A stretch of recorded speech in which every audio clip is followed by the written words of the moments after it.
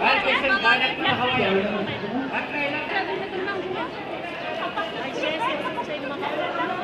Ya Allah, Bismillah, Allahu Ekber. Ya Allah.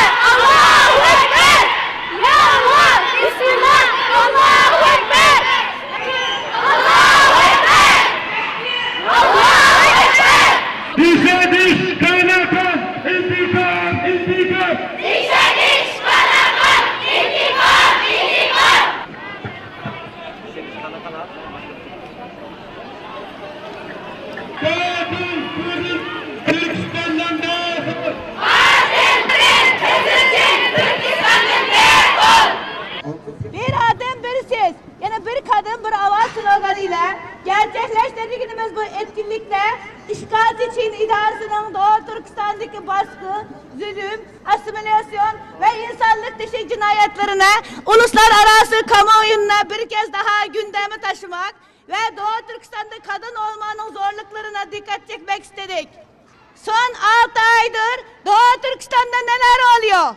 Kaç ananın yüreği sızlıyor? Gözyaşları dinliyor. Kaç evlat anasız babasız kaldı? Kaç hanı söndü haberiniz var mı? Doğu Türkistan yaşayan 40 milyon yakın Müslüman kardeşimizin durumuna ne kadar daha sessiz kalınacak? İslam Belediyesi Can Doğu Türkistan'ımızda eğitim kampı adı altında 1 milyondan fazla kardeşlerimiz süresi belirsiz bir şekilde dinsizleştirme, milli kimliklerinden uzaklaştırma, beyin yıkıma, bir nevi ikna kamplarında inim inlemektedir. 21. yüzyılın her dünyasında Doğu Türkistan'da tüm iletişim vasıtaları erişime kapatılmış vaziyettedir. İnternet çalışmamakta, telefon mesajlamaları kontrol edilmekte, sosyal medya kullanılmamaktadır. Telefonlarında dini veya milli ifadeler bulunanlar tutuklanmakta, hapse atılanlardan bir daha haber almak neredeyse imkansız hale gelmiştir. Hapse atılmış evlatlarının, eşlerinin naaşlarına ulaşabilenler ise kendilerini şanslı görmektedir.